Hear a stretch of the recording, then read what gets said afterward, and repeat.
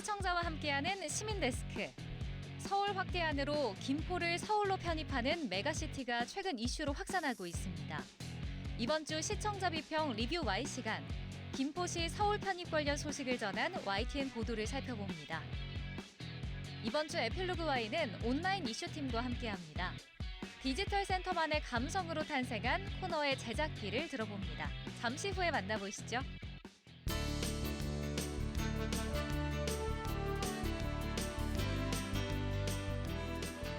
시청자 여러분 안녕하십니까, 정주웅입니다.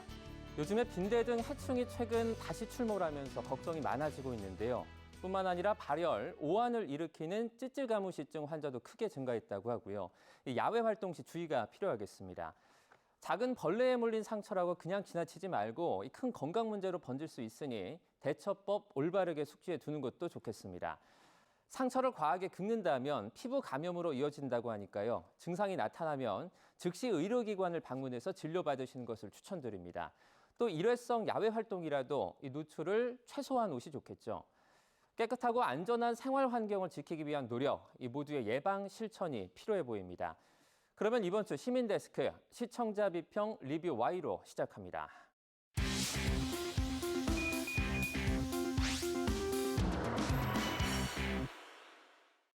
세 분 어서 오세요. 안녕하십니까?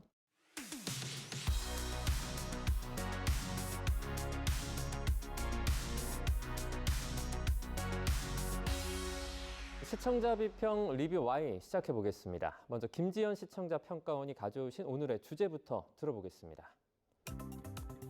김포시의 서울 편입 관련 이슈가 최근 정치권의 화두입니다. 서울로 출퇴근하는 김포 시민이 적지 않은 만큼 김포는 서울의 생활권이고 따라서 서울시에 편입되는 것이 맞다라는 것이 편입론을 주장하는 측의 요지인데요. 이를 둘러싼 여야, 지자체장, 시민들 간 찬반 의견이 갈리며 사회적 논쟁이 가열되고 있습니다. 오늘 리뷰와이에서는 뜨거운 김포시 서울 편입 이슈를 살펴보겠습니다. 최근 언론에서 가장 많이 언급되는 주제가 아닌가 싶습니다. 서울 김포 통합 관련해서 소식을 전한 YTN 보도 살펴보도록 하겠습니다. 김포 서울 편입 관련 보도가 10월 말에 처음 보도가 된 것으로 기억을 하는데요. 이 평가원님.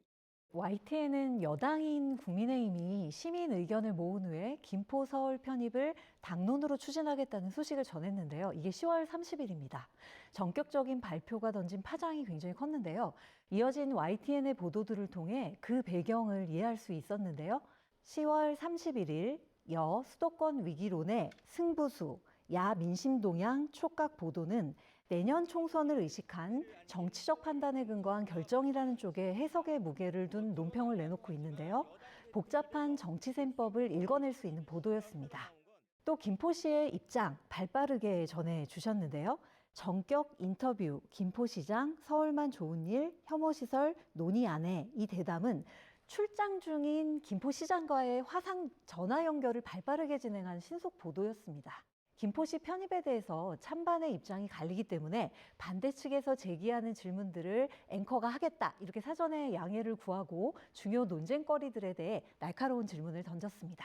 특히 서울시에 편입되는 것의 실제적인 이점이 무엇인지 꼬집고 서울시, 경기도 등 관련 지자체와의 공감대 형성이 이게 이루어진 상태에서 논의가 진전된 것이냐 여기에 대해서도 앵커가 따져보는 부분이 있었고요.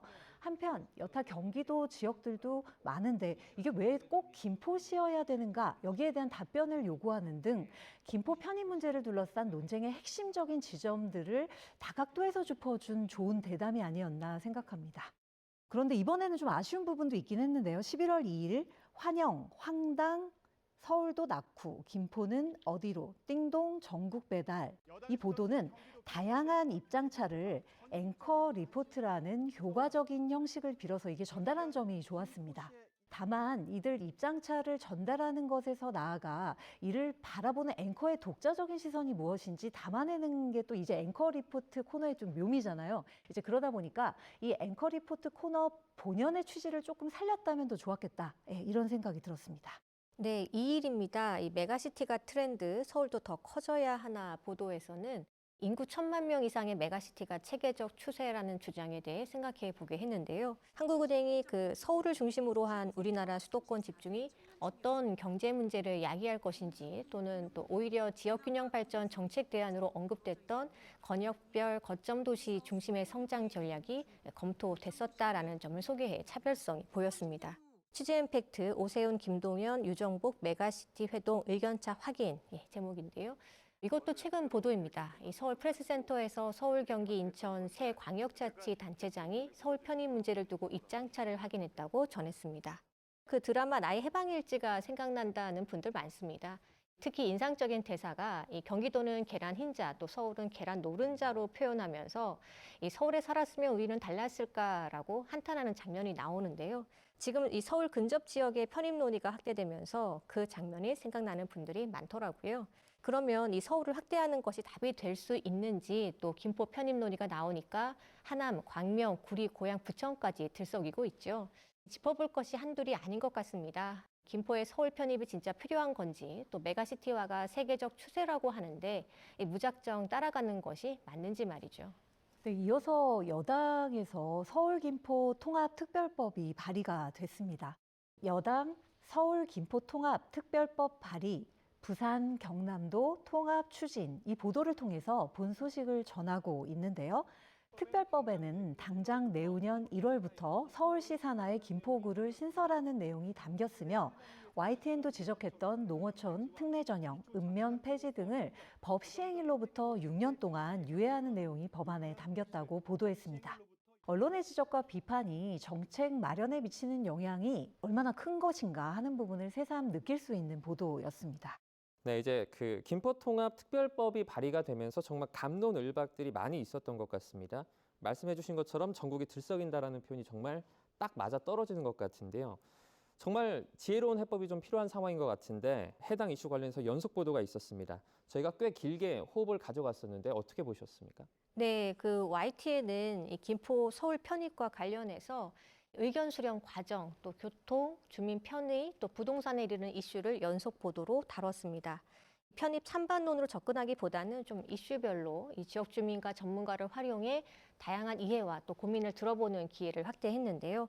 이를 통해 좀 막연했었던 행정구역 개편을 좀 더 현실적이고 냉정하게 검토할 수 있었다는 생각이 들게 했습니다. 네, 김포 수건 5호선 연장 서울 편입 실익은 이 보도를 또 보면요.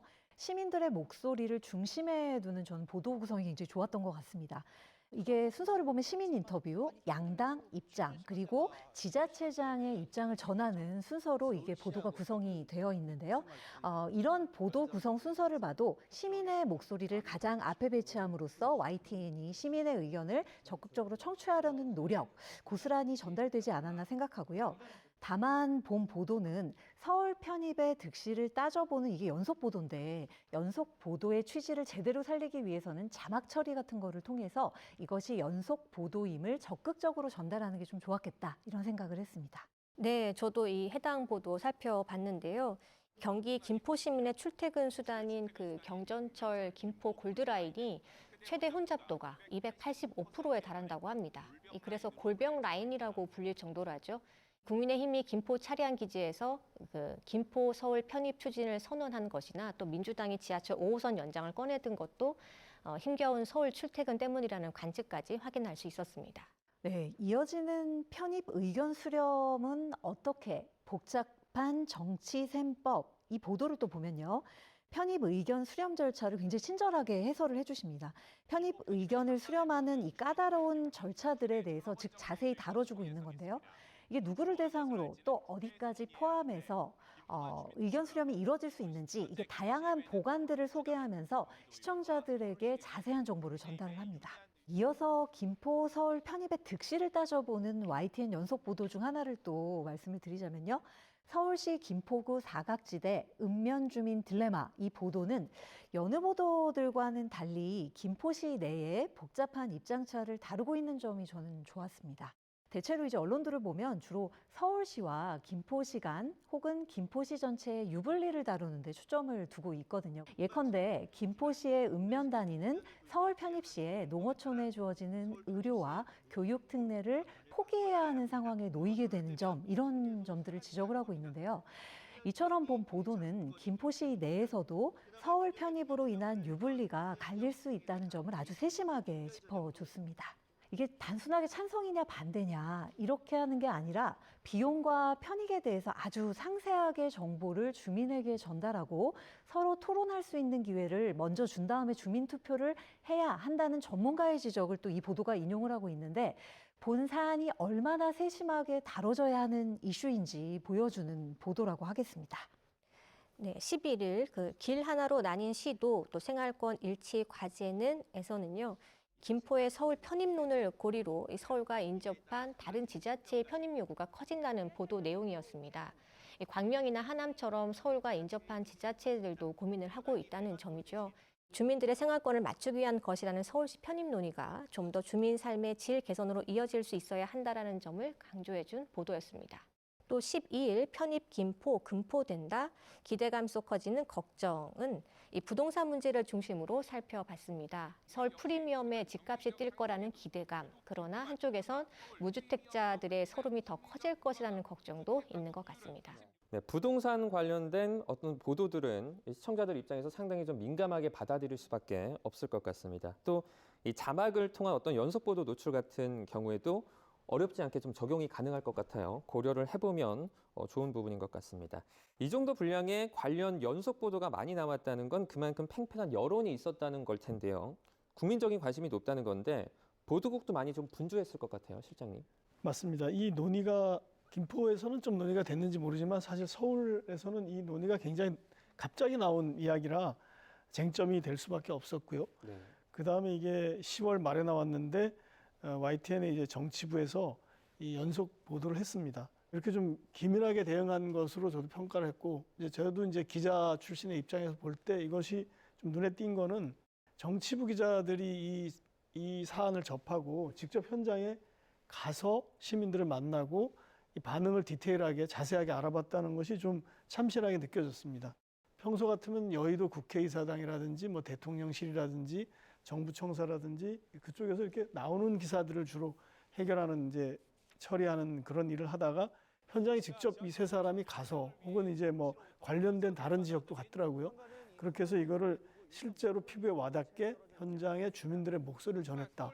그런 측면에서 굉장히 좋게 평가했습니다. 그리고 이게 7개의 그 리포트를 7일간 연속으로 보도했다는 것, 그것도 굉장히 볼륨감 있게 아주 이걸 모든 문제를 다 다룰 수는 없지만 중요한 문제는 다 짚어주는, 그리고 초기에 짚어주는 그런 역할을 했기 때문에 나름대로 큰 의미가 있다, 이렇게 저는 평가하고 싶습니다. 네. 어쨌든 저희 기자들이 현장에서 관련된 보도를 이렇게 많이 소화할 수 있었다는 부분을 좀 높게 평가해 주신 것 같고요. 아무래도 시민들의 목소리를 듣는 것이 정말 중요한 부분일 것 같은데요. 저희 YTN도 취재에 나섰습니다. 보도 부분이 어땠는지 좀 살펴주시죠. 흔히 이 김포랑 서울 통합 문제는 생활권역 개편의 이게 문제라고 하잖아요. 그러니까 즉 결국에는 평범한 시민들의 일상생활과 이게 맞닿아 있는 문제라는 의미인데요. 그런 만큼 시민들의 목소리 청취가 굉장히 중요하다고 저도 생각합니다. 그래서 11월 3일 서울 편입 추진에 김포 들썩, 투기 수요 자극 우려도, 이 보도는요, 기대와 우려가 교차하는 김포 시민들의 다양한 반응들을 전하고 있어서 의미가 있었습니다. 네, 6일 여론톡톡 대통령 지지율 2주째 상승, 김포 서울 편입 국민 여론을 살펴봤습니다. 여론톡톡은요, 여론조사를 보고 한 주간의 민심을 읽어보는 시간인데요. 행정구역 개편에 대한 것은 굉장히 민감한 문제인데 이 국민들 입장에서 보면 뭐 건전 재정을 해야 하냐 혹은 확장 재정을 해야 하냐 문제보다 훨씬 쉬운 쟁점으로 비춰지기도 한다는 겁니다. 이 내년 총선까지 메가시티 이슈는 여야 간에 첨예하게 공방을 벌일 수밖에 없어 보입니다. 이 결론적으로 이 이슈에 상당한 관심과 여야 간의 정치적 주도권 다툼이 있을 수밖에 없다는 전망에 수긍이 갔습니다. YTN에서는 큰 이슈를 중심으로 여론 결과를 활용한 대담을 진행하곤 하죠. 국민 여론을 바탕으로 김포 서울 편입 관련 포괄적인 또 다방면의 흐름과 전망을 짚어볼 수 있어 의미 있는 시간이었다고 평가하겠습니다. 네. 이 곤혹스러운 상황이라는 게 상당히 다양한 형태로 나타날 수 있을 것 같아요. 예컨대 주변에 있는 과천이나 하남시 같은 경우에서도 목소리가 계속 나올 수도 있을 것 같고요. 시민들의 목소리를 잘 반영하는 것이 이제 언론의 역할일 텐데 공론장이 잘 형성이 돼서 좀 긍정적인 방향으로 결과가 모색이 되면 참 좋을 것 같습니다. 소수든 다수든 이제 시청자 의견을 담는 게 정말 쉬운 과정은 아닐 텐데요. 어떻게 해야 될까요? 맞습니다. 사실 시청자 입장에서는 시민 인터뷰가 이렇게 가끔 나올 때 보면 아, 저거는 좀 비교적 쉽겠다 이렇게 생각할 수도 있을 겁니다. 그런데 기자들에게 이 인터뷰가 굉장히 어렵습니다. 왜냐하면 시민 인터뷰는 너무 막연하기 때문에 자칫하면 한쪽으로 균형이 깨지는 인터뷰가 들어올 수 있고요. 근데 인터뷰를 그렇다고 또 균형을 맞추지 않으면 안 되기 때문에 굉장히 어렵습니다, 이게. 그래서 이제 예를 들어서 남성을 인터뷰했으면 그다음에 여성을 찾고 그다음에 좀 나이 드신 분을 인터뷰했으면 좀 젊은 사람을 찾고 근데 그걸 균형을 현장에서 맞춰야 되는 겁니다. 그걸 이렇게 맞추다 보면 시간이 굉장히 오래 걸리고 난이도가 높습니다, 이게. 근데 그것을 그렇게 하는 이유는 자칫 시민의 목소리라고 이름을 붙여놓고 그러니까 편협된 이야기만 전해줄 수 있는 우려가 있기 때문에 그렇거든요. 그래서 균형을 굉장히 중요하게 생각한다는 거, 그것이 담겨 있어야지 된다는 거. 그런 면에서 이제 시민 목소리라는 게 실제로 이렇게 언론에서 드러내기가 쉬운 문제는 아니다라는 걸 말씀드리고 싶고요. 그 과정에서 다른 생각을 가졌던 사람이 상대방의 의견을 들을 수 있는 이제 그런 기회를 갖도록 하는 기능도 있습니다. 이 시민 인터뷰는. 그리고 이제 주제가 중요하고 쟁점이 아주 무거우면 아까 말씀하셨던 것처럼 이제 여론조사 기관에 직접 조사를 맡겨서 그 결과를 가지고 또 맥락을 분석하는 이런 식으로 시민의 어떤 목소리를 전하려고 하는 거 그런 과정을 거친다는 걸 좀 소개해드리고 싶습니다. 네. 균형 잡힌 보도 그리고 균형 잡힌 인터뷰를 저희가 또 개발하고 발굴하기 위해서 노력한다. 이렇게 이해할 수 있을 것 같습니다. 그럼 오늘 리뷰 Y 내용 정리해 보겠습니다. 이것만은 꼭 시간인데요. 평가원님부터 한 줄로 좀 요약을 해주시죠. 정치보다 정책 중심의 보도를 부탁드립니다. 총선을 앞둔 시점에 정치권에서 제기된 의제인 만큼 김포 서울 통합 의제는 앞으로도 정치권의 뜨거운 논쟁거리가 될 것 같습니다.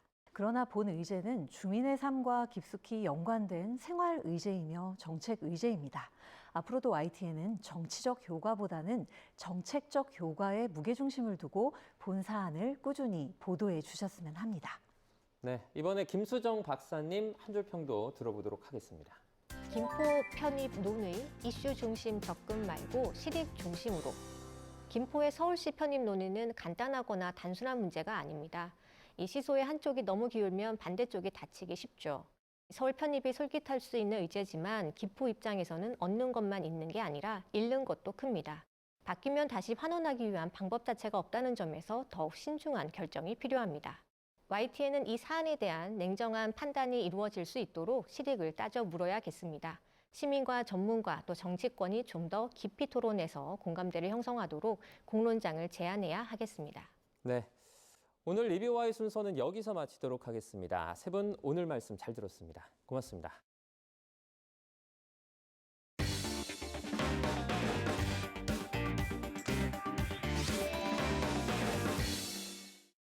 다른 방송에선 다루지 않은 취재 비하인드를 들어보는 에필로그 Y 시간입니다. 오늘은 YTN 온라인 이슈팀과 함께합니다. 특히나 더 흥미로우실 것 같은데요. 못다전한 제작기 지금 바로 만나보시죠. YTN 온라인 이슈팀 기사에 주목한다면 연예계 이슈를 한눈에 파악할 수 있다고 하는데요. 단독 보도부터 K문화를 알리는 다양한 코너까지 열일하는 YTN 연예부 기자들의 취재기를 들어봅니다. 오늘 에필로그 Y 시간 온라인 이슈팀 강내리 기자와 함께합니다. 네, 어서 오세요. 안녕하세요. 네, 반갑습니다. 오늘은 온라인 이슈팀에서 만들고 있는 다양한 Y 시리즈 중에서 좀 눈에 띄는 코너 제작기부터 강 기자의 단독 보도 내용까지 좀 살펴볼까 합니다. 먼저 오랜만에 나오셨는데 그동안 잘 지내셨죠? 네, 열일 하느라 우리 그때 작년에 뵀을 때 이후에 시간이 정말 금방 간 것 같아요. 알겠습니다. 오늘도 어떤 열일을 하셨는지 좀 많이 들어보도록 하겠습니다. 네. 가장 먼저 눈에 띈 Y터뷰 이야기부터 해보겠습니다. 이건 어떤 코너인 건가요? Y터뷰는 저희가 그때 드라마나 영화, 신작을 선보이는 배우분들을 만나서 직접 이야기를 들어보는 코너인데요. 스타분들의 얘기만 듣는 건 아니고 사실 감독, 작가, 제작자분들까지 이 업계 전반에 걸쳐서 콘텐츠를 생산하시는 분들의 이야기를 다채롭게 들어보는 코너입니다. 네, 그럼 올해 와이터뷰에서 어떤 분들을 인터뷰했었나요? 올해 만나뵀던 분들 말씀드리면 일단 기억에 남는 분들은 넷플릭스 영화 스마트폰을 떨어뜨렸을 뿐인데의 김태중 감독님, 배우 임시완 씨 인터뷰했었고요. 영화 리바운드 연출하신 장항준 감독님, 출연하신 배우 안재용 씨, 정진웅 씨 분들 만나뵀었고요. DP2를 선보이신 한준희 감독님, 배우 정혜인 씨, 손석구 씨 등이 있습니다. 정말 다양한 분들을 많이 만나고 계신 것 같은데 인터뷰 사전에 이게 준비하는 과정도 좀 많이 신경을 쓰실 것 같거든요. 이 중에서 가장 중요하게 생각하는 부분은 뭔가요? 저 개인적으로 가장 중요하게 생각하는 건 인터뷰 대상자분들이 편안하게 이야기를 나눌 수 있도록 환경을 조성해 드리는 게 저의 가장 중요한 역할이라고 생각을 하는데요. 그래서 사실 저 실제 MBTI는 ISFJ거든요. 그래서 내향형인데 인터뷰할 때 일할 때만큼은 대문자 E가 좀 되는 것 같아요. 그리고 또 한 가지 또 가장 기본이지만 또 중요하다고 생각하는 지점은 사전에 좀 조사가 많이 필요한 부분이죠. 배우의 필모에 대해서 제가 꿰뚫고 있어야 하고 신작이 나올 경우에 그 신작에 대해서 제가 좀 숙지하고 있어야 질문도 좀 딥하게 들어갈 수가 있고 상대가 느끼기에도 당연히 기분 좋을 수 있는 부분이라고 생각을 합니다. 네, 그만큼 사전에 준비도 많이 하신다라는 느낌이 들거든요. 근데 스타들이 보통 한 매체랑만 인터뷰하는 건 아니잖아요. 그러니까 다른 곳에서 이야기하지 않은 진솔한 이야기를 듣는 나만의 스킬이 있을까요? 일단 두 가지를 말씀드리고 싶은데요. 일단 첫 번째는 논란이 되는 이슈가 진행 중인 스타분들의 경우에 저는 인터뷰 들어갈 때 처음부터 그 이슈를 짚어내려고 하지는 않는 것 같아요. 초반에는 좀 편안한 분위기에서 다양한 이야기를 자유롭게 나누고 후반부에 가서 약간 분위기를 봐서 그분이 불편하지 않은 선에서 좀 살짝 물어보려고 하는 편이고 그럴 경우에 충분히 우리가 좀 편안한 분위기에서 많은 이야기를 나눴기 때문에 제가 질문하는 사안에 대해서 답을 못 해주겠다, 노코멘트 하시겠다 이런 경우는 사실 좀 없는 것 같아요. 그리고 두 번째는 저는 한 번 인연이 닿은 스타분들과는 좀 좋은 관계를 계속 유지를 하려고 하는 편인 것 같아요. 제가 이제 취재에 그분들을 이용하려고만 드는 게 아니라 제가 기자로서 도움을 드릴 수 있는 부분이 분명히 있다고 생각을 하기 때문에 그 상부상조하는 관계를 만들어가는 게 저는 건강한 관계라고 생각을 하거든요. 그러니까 결국 기자와 그 스타도 서로 간의 이렇게 믿음이나 신뢰 이런 관계가 중요하다 이런 생각이 드네요. 맞아요. 네. 앞서 이야기해 주신 걸 들어보면 정말 많은 대상들과 인터뷰를 했더라고요. 그중에서 가장 기억에 남는 인터뷰가 있었을까요? 제가 올해 5월에 칸 국제영화제 취재를 갔었는데요. 현장에서 좀 재미난 에피소드가 있었거든요. 네. 제가 이제 개막식 당일에 그 개막식 취재를 마치고 숙소로 복귀를 하고 있는 중이었는데 그 리미에르 대극장 앞에서 그룹 G.O.D의 멤버 데니안 씨를 우연히 만나게 된 거예요. 그래서 좀 깜짝 놀라서 어떻게 오시게 됐는지를 여쭤보니까 이제 주연으로 출연하신 영화 차박이 그 같은 그 영화제 기간 동안에 열리는 필름마켓에서 이제 상영이 되게 되면서 연출을 맡은 형인혁 감독님과 함께 동행을 하셨더라고요. 그래서 놓칠 수 없는 순간이었죠. 그래서 좀 조심스럽게 인터뷰가 가능하신지 즉석에서 여쭤봤었고 또 흔쾌히 응해주셔서 저희 YTN이 단독으로 보도를 할 수가 있었습니다. 제가 짧지 않은 기자 생활을 하는 동안 기억에 남았던 몇 가지 순간 중에 하나가 된 것 같아요. 네. 네, 다음으로는 한 주간 연예계 다양한 현장에서 모습을 드러낸 이 스타들의 패션 센스를 YTN 연예부 기자들이 체크하는 코너죠. Y 랭킹 이야기를 좀 해보겠습니다. 이게 정형화된 기사 형식이 아니라서 저희도 보는 재미가 있거든요. 이게 어떤 방식으로 지금 만들어지고 있는 건가요? 저희 일단 위클리 코너로 나가는 기사고요. 한 주간 스타분들이 공식 석상에서 다양한 패션을 선보이는데 저희가 이제 그 패션들을 소개를 하고 랭킹을 매기는 코너입니다. 그래서 저희 그 연예부 기자들이 내부적으로 이제 토론을 해서 투표를 해서 기사를 만드는 방식이고요. 저희에게도 도움을 주시는 스타일리스트 분들이나 디자이너 분들의 의견을 참고를 해서 기사를 완성을 하고 있습니다. 그 랭킹을 보면 이제 베스트, 소스, 워스트 이렇게 나뉘는데 이 동료 기자들끼리 정할 때 좀 이견은 없나요? 이견 엄청 많죠. 사실 패션이 그 수학 공식처럼 딱 정답이 나와져 있는 게 아니잖아요. 그래서 네. 각자 뭐 생각하는 지점이 다를 수 있고 다양한 의견들이 나올 수 있기 때문에 딱 만장일치로 기사가 완성되는 경우는 거의 없고요. 굉장히 내부에서 치열하게 토론을 하기 때문에 그 다른 팀 분들이 보고 완성된 기사를 딱 보는 것보다 그 토론하는 저희의 모습이 오히려 더 재밌다고 하실 정도예요. 그래서 저희 좀 심각하게 그 저희의 토론 과정을 좀 찍어볼까 고민을 하고 있습니다. 어떤 점에 좀 이렇게 초점을 두고 그 패션을 평가하시는 거예요?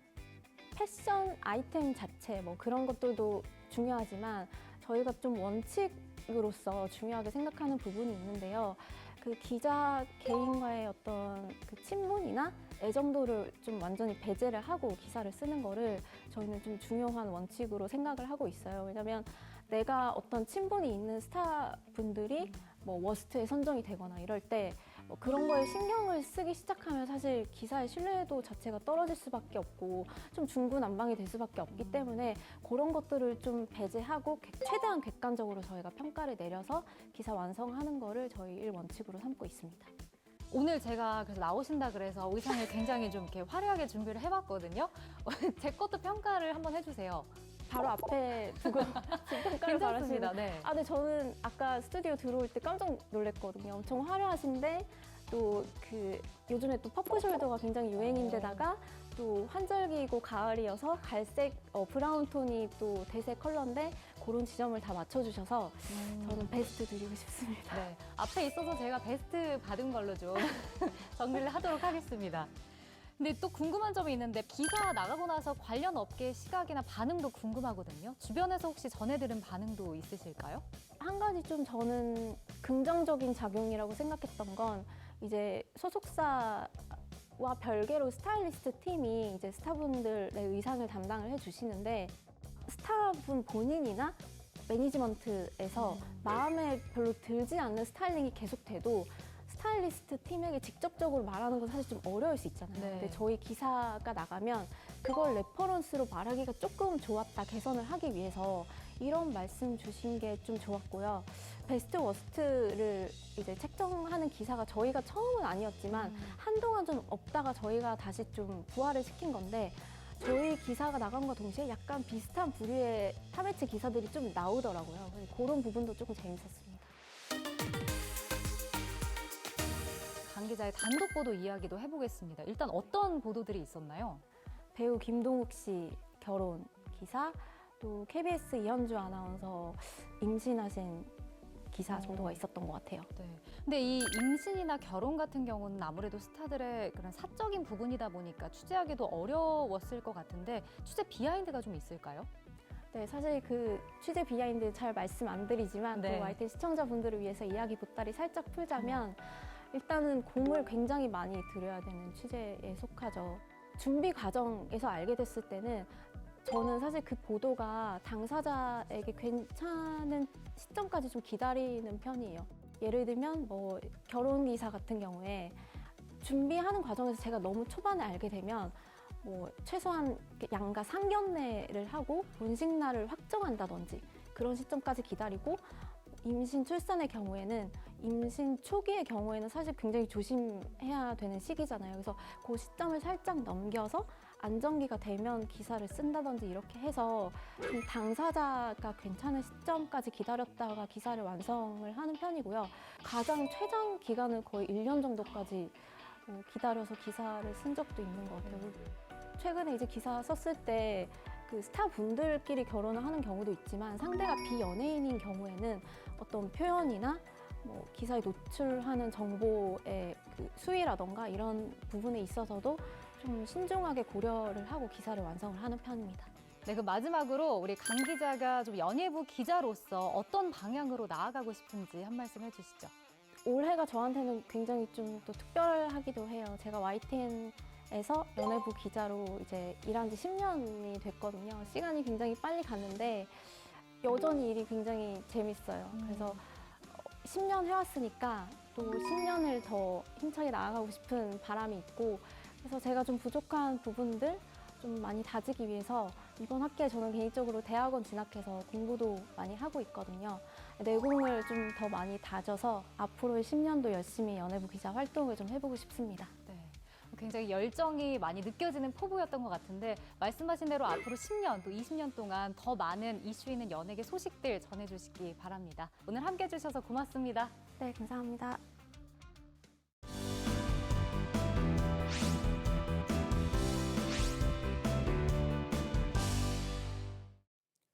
안녕하세요. YTN DMB 시청자평가원 고두입니다. 우리나라의 15세 이상 인구 중 취업자의 비율을 의미하는 고용률은 2023년 10월 현재 63.3%라고 합니다. 점차 나아지고 있는 추세라고는 하지만 장기화된 경기 침체로 청년 세대의 취업의 길은 여전히 쉽지 않다고 합니다.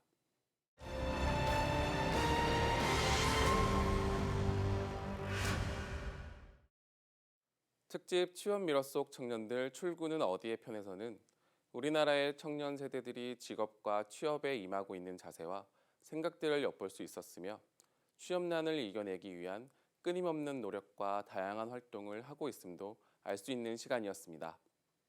졸업을 해도 취업이 힘든 지금의 상황에서 일반적인 대학생의 졸업 소요 기간은 평균 4년 3.3개월이며 휴학 기간은 1년 11.3개월 정도라고 합니다. 취업을 위해 졸업을 미루고 휴학을 선택하는 경우가 많은 요즘인데요. 청년 일자리 전문가는 지금보다 앞선 과거의 청년들도 불안과 경쟁, 비교로 인한 어려움을 경험하였다고 설명합니다. 하지만 최근에는 어린 시절부터 사교육이나 시장의 경쟁 속에서 살아왔는데 만족스러운 기업이나 근무 환경이 아닌 곳에서 근무를 해야 하는지에 대한 허탈까지도 청년 세대를 힘들게 하는 부분이라고 합니다. 평균적으로 취업에 소요되는 시간은 10.4개월이지만 평균 근속 기간이 2년이 되지 않는다는 내용도 소개되었는데요. 근로 여건의 불만족, 개인 가족적 이유, 계약 기간 종료 등의 이유로 청년 세대들이 힘들게 들어간 직장을 그만둔다는 내용은 현재의 취업 시장에서 볼 수 있는 안타까운 상황이었습니다. 구인과 구직의 수익국 불균형, 이른바 일자리 미스매치의 원인에 대해서도 알 수 있었습니다. 경기 불안으로 기업의 고용 여력이 위축되고 있기 때문에 신규 채용에도 영향을 준다고 합니다.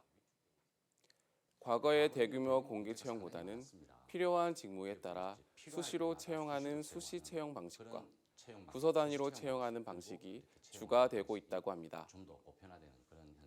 또한 특정한 기술을 가지고 있는 사람들을 선호했던 과거와 달리 창의성과 여러 가지 정보를 종합하여 해결책의 제안이 가능한 청년들이 필요하다고 설명되었는데요. 변화하는 기술과 경향을 파악하여 취업에 성공한 청년들의 사례와 이를 준비하는 모습이 소개되었습니다. 개발자를 꿈꾸는 학생들을 위한 소프트웨어 과정이나 디지털 직무 전환을 위한 하드웨어 관련 교육을 청년 구직자를 대상으로 제공하고 있다고 하는데요. 현업에서 일하고 있는 강사진이 교육을 하여 취업 맞춤형 인재 양성이 진행되는 다양한 모습을 통해 취업에 대한 열망과 희망을 볼 수 있었습니다. 취업 준비생에게 가장 야속한 것은 이룬 것 없이 흘러간 시간이라고 합니다. 청년이 청년에게 건네는 응원은 현재 취업에 어려움을 겪고 있는 사람들에게 많은 공감을 얻을 수 있는 내용이었습니다. 앞으로도 현재를 살고 있는 다양한 사람들이 함께 생각하고 의견을 나눌 수 있는 프로그램이 제작되기를 바랍니다. 시민데스크는 시청자 목소리로 YTN을 깊이 돌아봅니다. 방송에 대한 여러 의견들 SNS와 홈페이지, 전화로 남겨주시고요. 저희는 다음 주 다양한 시청자 의견으로 돌아오겠습니다. 시청해주신 여러분 고맙습니다.